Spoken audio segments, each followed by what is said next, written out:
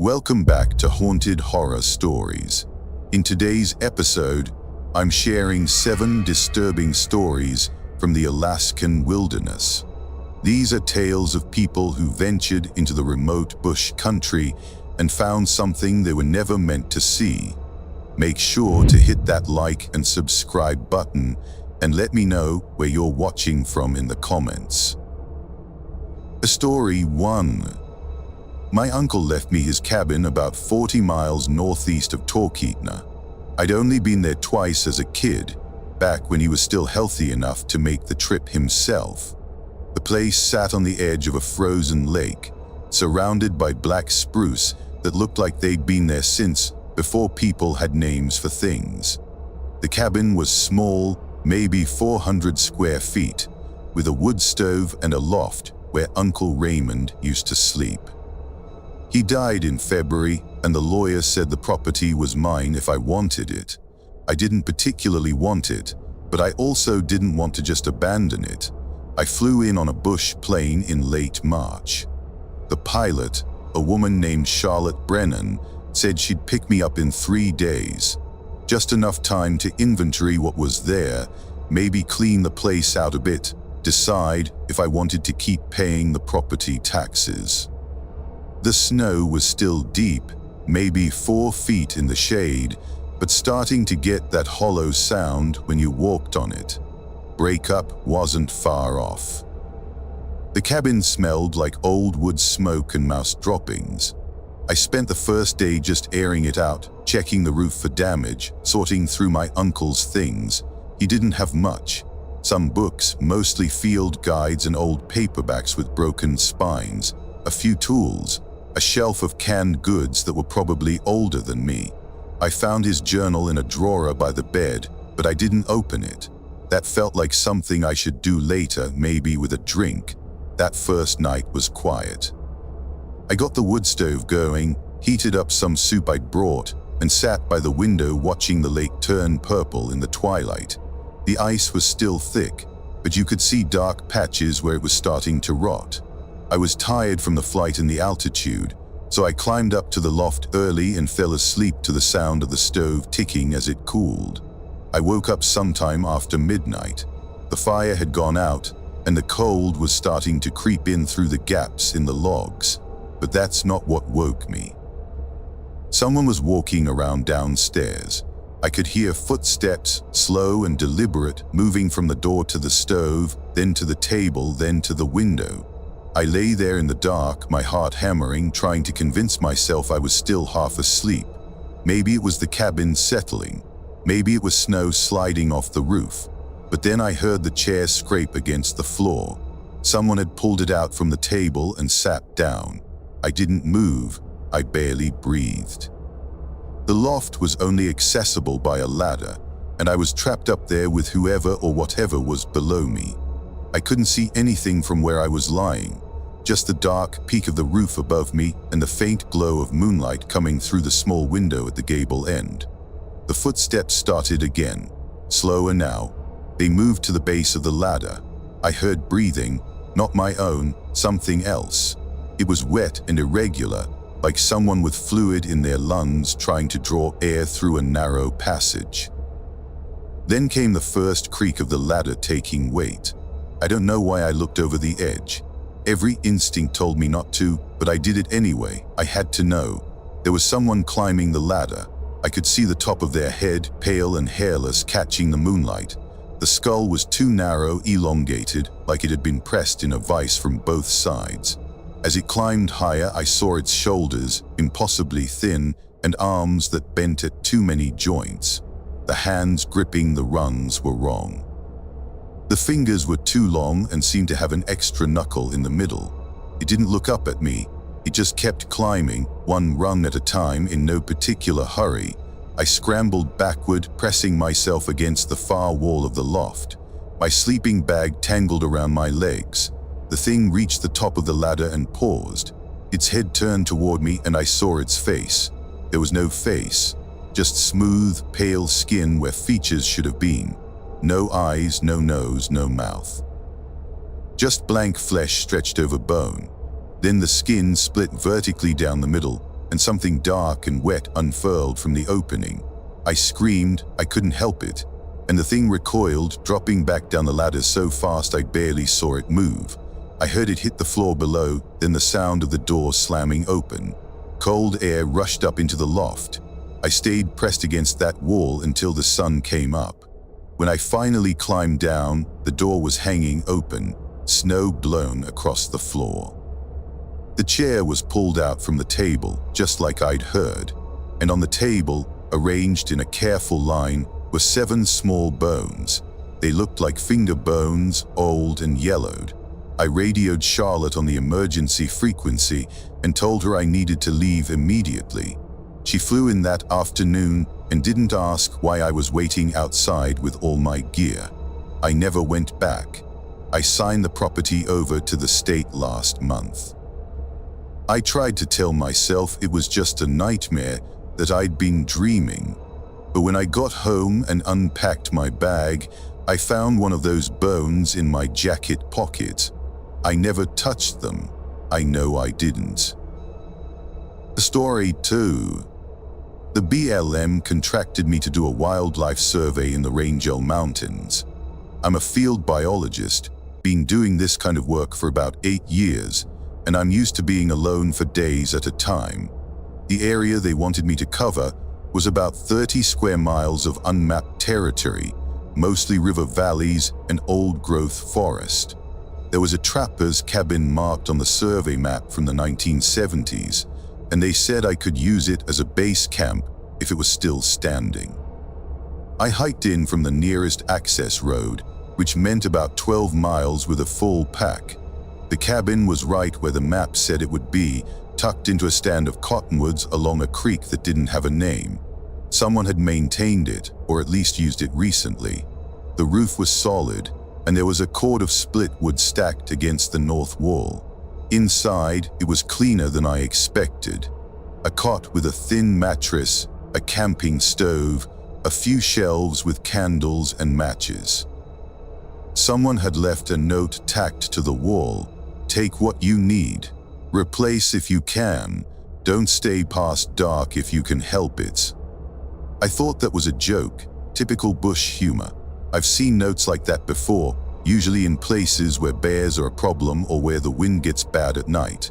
I unpacked my gear, set up my laptop to charge off the solar battery, and made myself dinner. The light was fading early, maybe around 8 o'clock. I was tired, so I decided to get some sleep and start the survey fresh in the morning. Around 3 in the morning, I woke up to singing. It was coming from outside, somewhere close to the cabin. A woman's voice, high and clear, singing something I didn't recognize, not English. Maybe Atna or Tanana, one of the indigenous languages from the region. I sat up and listened. The voice was beautiful, honestly, melodic and mournful, but something about it made my skin prickle. I got up and looked out the window. The moon was almost full, bright enough to see by, and the creek was silver in the light. I could see the tree line maybe 50 yards away. The singing was coming from that direction. Then I saw her, a woman standing at the edge of the trees. She was wearing what looked like a long dress, pale and flowing, and her hair hung down past her waist. She wasn't moving, just standing there singing. I couldn't see her face clearly, but I could see that she was looking at the cabin. I don't know why, but I started to open the door. I had my hand on the latch when something stopped me. Maybe it was the note on the wall. Maybe it was the way she was standing, too still, like she wasn't breathing between phrases. I took my hand off the latch and stepped back. The singing stopped. The silence that followed was worse. I stood there in the dark, waiting, listening. Then I heard footsteps outside. Slow, measured footsteps moving around the perimeter of the cabin. They circled once, twice, 3 times. Each time they passed the door, they paused. I could hear breathing on the other side of the wood. "Let me in," the voice said. It was still the woman's voice, but it didn't sound like singing anymore. It sounded flat, like someone imitating speech without understanding it. "I'm cold, please let me in." I didn't answer. I backed away from the door and sat down on the cot, as far from the windows as I could get. "I know you're in there," the voice said. "I can hear your heart. Let me in." The footsteps resumed circling. Then they stopped at the window. I could see a shadow there, a shape blocking the moonlight, long hair hanging down, swaying slightly, the face pressed against the glass. It wasn't a face. It was a skull, bare bone with wisps of hair still clinging to it. The jaw was missing, and I could see straight through to the back of the skull where the spine should have connected. The empty eye sockets were staring directly at me. I didn't sleep the rest of the night. I sat on that cot with my knife in my hand, watching the door and the windows. The thing outside circled the cabin until just before dawn. When the first light started to creep over the mountains, I heard it walk away into the trees. The singing started again, fading into the distance. I packed my gear and left within an hour. I told the BLM the cabin was unsafe and filed a report recommending it be demolished. They asked for specifics, and I told them the structure was compromised. They didn't push. I found out later that a trapper named Elena Kuznetsov went missing in that area in 1998. They found her dressed downstream but never found her. I don't know if that's connected. I don't want to know. When I got home, I developed the photos from my trail camera, which I'd set up outside the cabin to monitor wildlife. There was one photo from that night, time-stamped at 3:47 a.m. It showed the woman standing exactly where I'd seen her. But in the photo, you could see that her feet weren't touching the ground. She was hovering about 6 inches above the snow. A story 3. My brother Garrett and I flew into the bush to hunt caribou.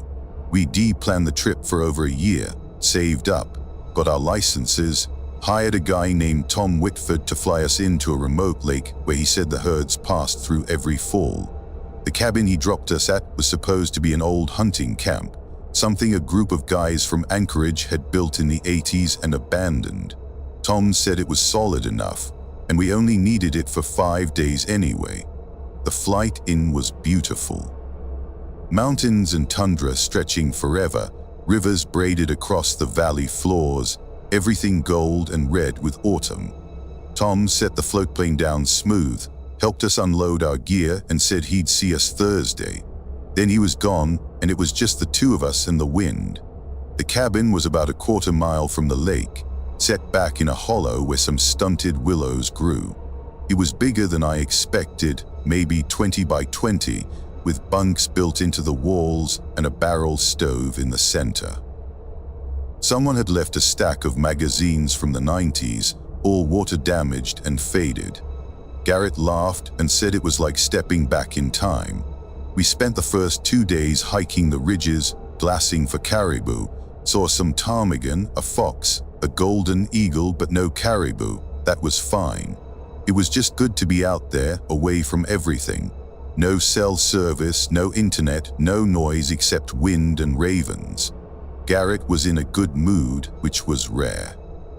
He'd been going through a divorce and hadn't been himself for months. I thought the trip would help. On the third night, we were sitting by the stove, playing cards, when we heard the knocking, 3 slow, deliberate knocks on the door. We both looked up. It was maybe 10 o'clock, full dark, and we were 15 miles from the nearest human. "Maybe it's Tom," Garrett said, but his voice was uncertain.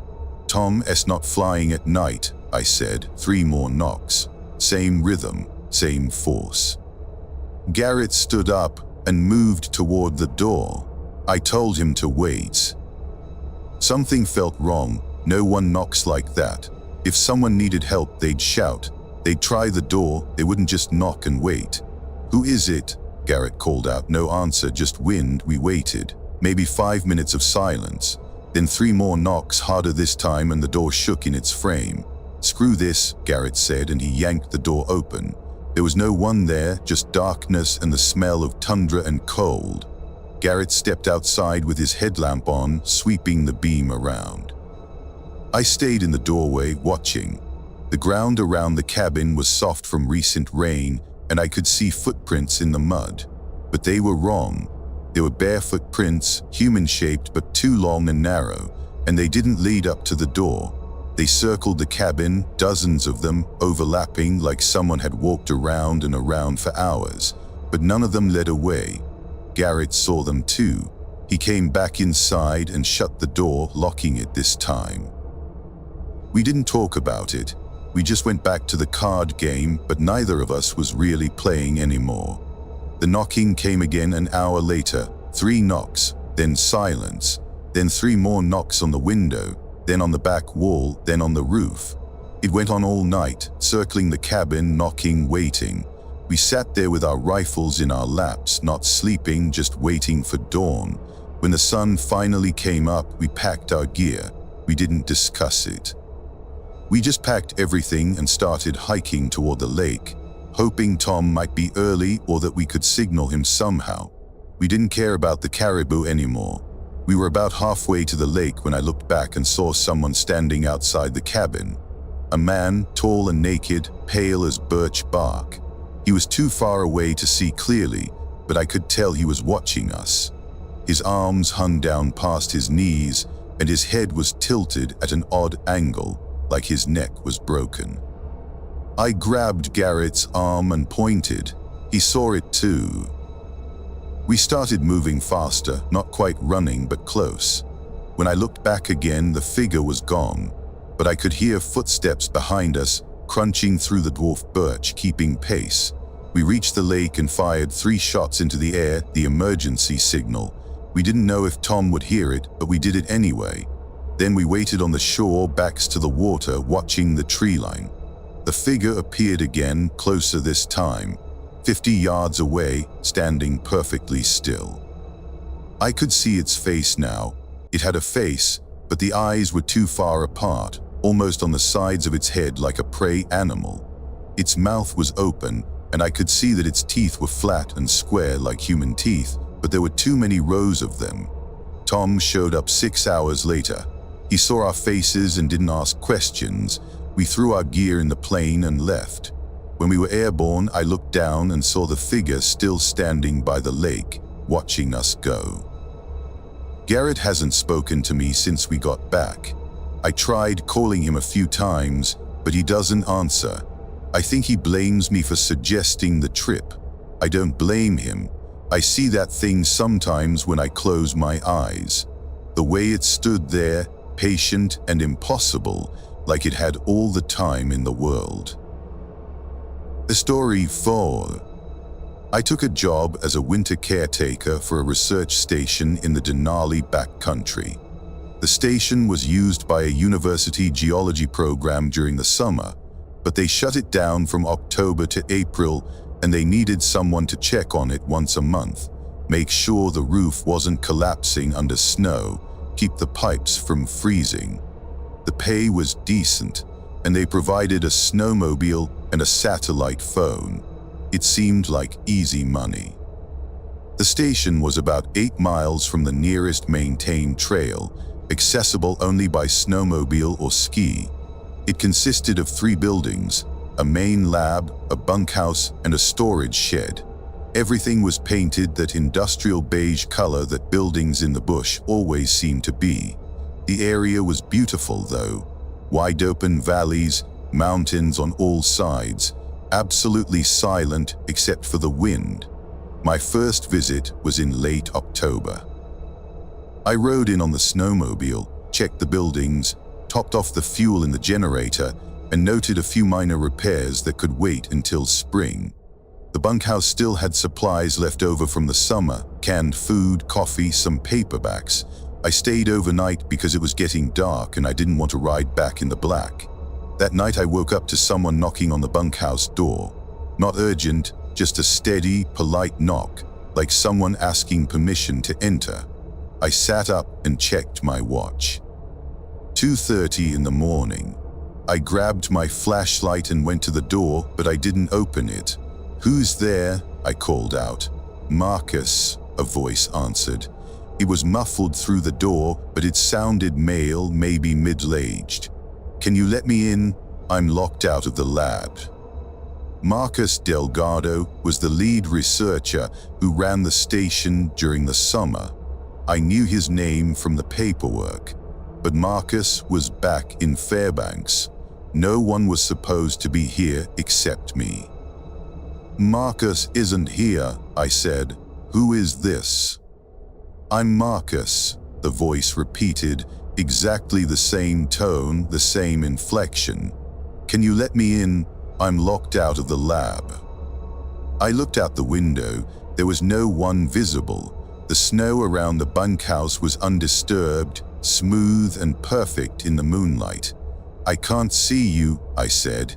"I'm at the door," the voice said, still calm, still patient. "I'm locked out of the lab. Can you let me in?" I turned on the exterior lights. The area around the door was empty. No tracks, no person, nothing. But the voice continued, repeating the same phrases over and over, like a recording stuck in a loop. I didn't open the door. I went back to my bunk, put in earplugs and tried to ignore it. The voice kept going until dawn, always the same words. When the sun came up, it stopped. I radioed the university and asked if anyone else was scheduled to be at the station. They confirmed I was the only one. I didn't mention the voice. I figured I'd sound crazy. I came back in November for my next check. Everything was fine during the day. I did my inspection, noted that snowfall had been heavy, and decided to head back before dark. But the snowmobile wouldn't start. The engine turned over but wouldn't catch. I checked everything I could think of, but it was getting dark fast and I didn't have a choice. I had to stay another night. The knocking started earlier this time, 8 o'clock. Still full dark outside. Still the same voice, the same words. "I'm Marcus. Can you let me in? I'm locked out of the lab." I ignored it, but then I heard footsteps on the roof. Slow, heavy footsteps, walking from one end of the building to the other, back and forth all night long. The voice kept calling from outside the door, and the footsteps kept pacing above me. At some point, maybe around 4 in the morning, I heard something else. A scraping sound at the window next to my bunk. I looked over and saw fingers pressed against the glass. Long gray fingers with nails that curved like claws. They scraped down the windows slowly, leaving thin lines in the frost. I didn't move. I just watched those fingers scrape and scrape until they finally pulled away. When the sun came up, I got the snowmobile started on the first try. I rode back to town and called the university. I told them I quit. They asked why, and I said personal reasons. I talked to Marcus Delgado a few weeks later. I didn't tell him everything, just asked if he'd ever experienced anything strange at the station. He was quiet for a long time. Then he said that one of his grad students, a guy named Isaac Torres, had disappeared up there in 2003. They found his snowmobile near the station, but no trace of Isaac. Search and rescue looked for 2 weeks and found nothing. Marcus said Isaac's voice was distinct, a little hoarse from years of smoking. He said sometimes, when he was at the station late at night, he'd hear someone call his name. He always assumed it was just the wind. I didn't tell him I heard Isaac's fingers scraping at my window. I just thanked him and hung up. The story 5. My girlfriend Simone and I rented a cabin through one of those wilderness tourism sites. It was advertised as authentic Alaskan solitude, and it looked perfect in the photos. A small log cabin on a hillside, big windows facing a valley, propane heat, and a wood-fired sauna. We needed to get away. Both of us had stressful jobs, and we hadn't had a real vacation in 2 years. The owner, a woman named April Donovan, said the cabin was about an hour's hike from where we'd park, and she'd leave the key under a rock by the door. We flew into Anchorage, rented a car, and drove out to the trailhead. The hike-in was gorgeous. Late summer, wildflowers everywhere, the air so clean it almost hurt to breathe. We found the cabin exactly where April said it would be. It was small but well maintained, with a loft bed, a kitchen area, and that sauna out back. The view was incredible. You could see for miles, nothing but wilderness. We spent the first day just relaxing. Made dinner, sat on the porch, watched the sun set behind the mountains. Simone was happy, I was happy. It felt like we'd made the right choice. That night we were lying in the loft bed when we heard something outside, scratching. It sounded like an animal digging or maybe sharpening claws against wood. Simone tensed next to me. Probably a porcupine, I whispered. The scratching continued, rhythmic and persistent. It moved around the cabin, from the door to the window to the back wall. Then it stopped. We waited in the dark, listening. After a few minutes, Simone relaxed and started to drift off. Then came the voice. "Help me." It was faint, distant, like someone calling from far away. A woman's voice, strained and desperate. "Please help me." Simone sat up. "Did you hear that?" I had. We both climbed down from the loft and looked out the windows. There was no one visible, just moonlight on the valley, the dark shapes of spruce trees, and the sauna about 20 yards away. "Help me," the voice came again, closer now. "I'm hurt, please." Simone grabbed my arm. "We should check."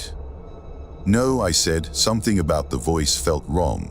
It sounded scared, but there was something underneath it, something off. Like someone trying to sound scared without actually feeling it.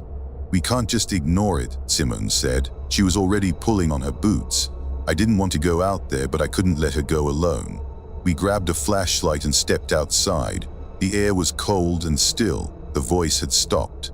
"Hello," Simone called out. "Are you okay? Where are you?" No answer. We swept the flashlight around, checking the trees, the path, the area around the cabin. Nothing. Then Simone pointed the light at the sauna. The door was open. It had been closed when we went to bed. "Help me," the voice came from inside the sauna. "I'm in here." Simone started walking toward it. I grabbed her shoulder. "Don't." "Someone might be hurt," she said, but her voice was uncertain now. We stood there maybe 10 feet from the sauna, shining the light into the open doorway. The interior was dark, just wooden benches and the stone pit for the fire. Then something moved inside. A shadow detached itself from the wall and came toward the door. It was tall, maybe 7 feet, and it moved in a way that wasn't right. Its joints bent backward, and its limbs were too thin, like sticks wrapped in pale cloth. When it reached the doorway, it stopped and tilted its head, looking at us. It had Simone's face, not similar, exact. Her eyes, her nose, her mouth, even the small scar on her chin from a childhood fall. But the expression was wrong. The mouth was smiling, but the rest of the face was blank, empty. "Help me," it said in that woman's voice we'd heard. Then it smiled wider and the mouth kept opening, splitting the face nearly in half. We ran. We didn't discuss it, didn't hesitate. We just ran back into the cabin, slammed the door, and shoved the table against it. We could hear something walking around outside, slow and deliberate. It circled the cabin for hours, occasionally scratching at the walls or tapping on the windows. At dawn, it stopped. We waited until full daylight, packed our things, and hiked out faster than I've ever moved with a pack. We didn't look back. When we got home, Simone broke up with me. She said she couldn't be around me without remembering what she'd seen. I understood. I can't look at her pictures anymore either. Every time I see her face, I see that thing in the doorway, smiling with her mouth, but nothing behind her eyes. We called April to let her know we'd left early. She didn't answer, and her number was disconnected a week later. The listing for the cabin disappeared from the website. I tried to find it again, just to see if it was still there, but it was like it never existed. A story 6. I'm a pilot. I fly supplies to remote villages and work camps, mostly in the interior. It's good work and I like the solitude. Last winter, I got a contract to deliver food and equipment to a geological survey team working near the Kuskokwim River. They were mapping mineral deposits or something, and they'd set up camp in an old mining cabin about 100 miles from the nearest village. The weather had been bad for a week, but I finally got a window to fly. I loaded up the Cessna and headed out. The flight was bumpy but manageable. I found the cabin right where the coordinates said it would be, set down on a frozen lake nearby and started unloading. There was no one there. I called out, checked the cabin, looked around. The place was set up like people had been living there, sleeping bags, cooking equipment, laptops, personal items, but no people. Their snowmobiles were parked outside. The generator was running. Coffee was still warm on the propane stove. I radioed back to Bethel and reported it. They said the team had checked in that morning, maybe 2 hours before I arrived. 4 people, 3 geologists and a grad student. The dispatcher said to wait, see if they came back. Maybe they were out taking samples. I waited. I didn't like it, but I waited. I sat in the cabin, drank some of their coffee, tried to stay calm. It was getting late, maybe 4 o'clock, and the light was already fading. I was about to radio again when I heard snowmobiles. I went outside and saw 2 machines coming across the lake. I felt relieved, but as they got closer, I realized something was wrong. They were moving too fast, erratic, like the drivers were panicking. They skidded to a stop near my plane and 2 people jumped off. I recognized them from the photos the survey company had sent, Jennifer Fan and Luis Castillo. Jennifer was crying. Luis was trying to calm her down, but his hands were shaking. I asked what happened, where the others were. "They're gone," Jennifer said. "They're gone. It took them." "What took them?" I asked. Luis just shook his head. "We need to leave right now." I tried to get more information, but they were both in shock. I made the call and said we were evacuating immediately. I'd come back for the gear later. We loaded into the plane and I started the engine. That's when I saw it. Something was standing at the edge of the trees, maybe 100 yards away. It was hard to see in the dying light, but it was big, taller than any person, and it was watching us. As I watched, it raised one arm and waved. Slow, deliberate, like someone saying goodbye. Jennifer saw it and started screaming. I didn't wait. I got us off that lake as fast as I could. When we were airborne, I looked back. The thing was still standing there, waving. Jennifer and Luis wouldn't talk about what happened. Not to me, not to the search and rescue teams, not to anyone. The other 2 team members, Ryan Sawyer and Nadia Petrov, were never found. The search went on for 3 weeks, but they found nothing. No tracks, no signs of struggle, no gear. It was like they just evaporated. I went back a month later to pick up the equipment. Everything was still there, exactly as they'd left it, except for one thing. Someone had written a message on the cabin wall in what looked like charcoal. "Don't wave back." I don't know what that means. I didn't wave at anything, but I think about it every time I fly over that area. I think about that thing standing at the tree line, waving like it knew us, like it was waiting. A story 7. My dad's health was failing, and he asked me to go up to his old trap line one last time. He'd run it for 40 years, from the time he was 20 until arthritis and age forced him to stop. The line covered about 50 square miles of wilderness northeast of Fairbanks, and there were 3 cabins spaced along it where he used to stay during the season. He wanted me to close them up properly, remove anything personal, and make sure they were secure. He said it was important to do it right, to respect the land. I wasn't enthusiastic about it.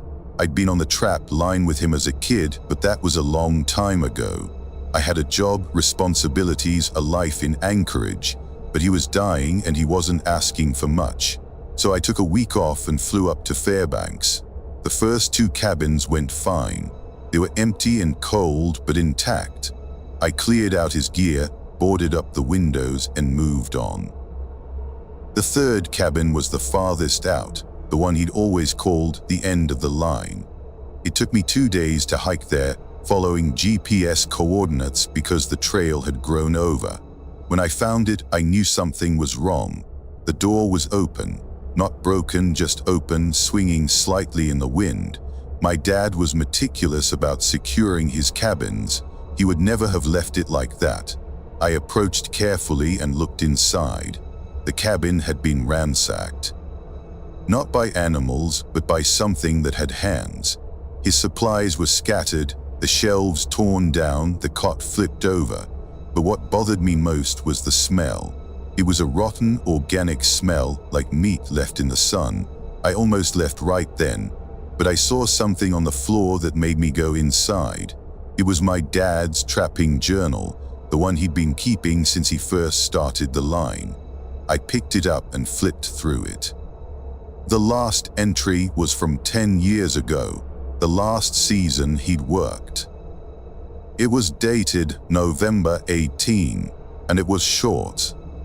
Something has been following me for 3 days. I don't know what it is. It stays just out of sight, but close enough that I can hear it. It mimics sounds. This morning it sounded like Bait calling my name. Bait has been dead for 2 years. I'm leaving the line early. I won't be back. Bait was my mother. She died of cancer when I was in college. I heard a sound outside, a voice, faint and familiar. "Daniel, are you in there?" It was my father's voice. My hands went cold. My father was in a hospice bed in Fairbanks, 200 miles away. I looked out the window and saw nothing, but the voice came again, closer. "Daniel, I need your help, I'm hurt." I backed away from the door. The voice was perfect, every inflection, every tone. If I hadn't known my father was dying in Fairbanks, I would have believed it was him. "I know you're in there, son. Please open the door."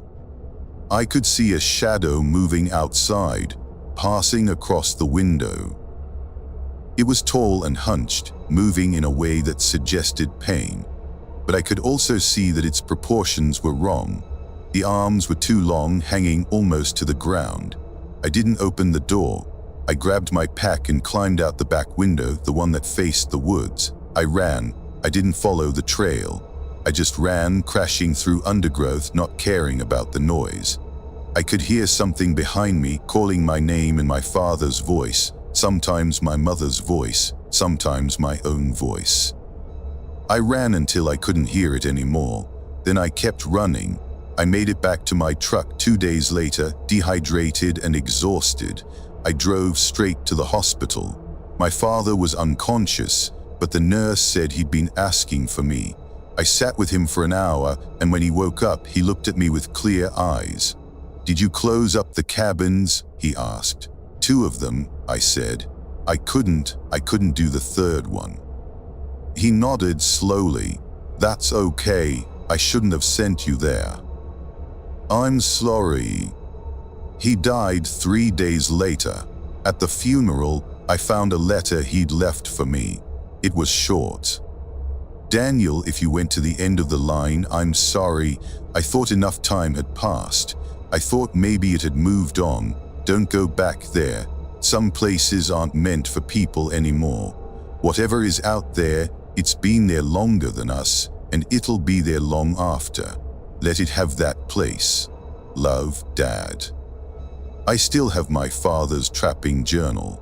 Sometimes I read the entries from before that last season, before he encountered whatever was out there. He sounded happy in those pages, at peace with the wilderness. I try to remember him like that, but sometimes, late at night, I hear a voice outside my window.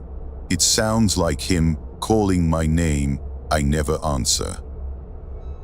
Thanks for watching. If you enjoyed these stories, hit that like button and subscribe for more. Let me know in the comments which story unsettled you most. and share this with your friends who love a good scare. Until next time, stay safe out there.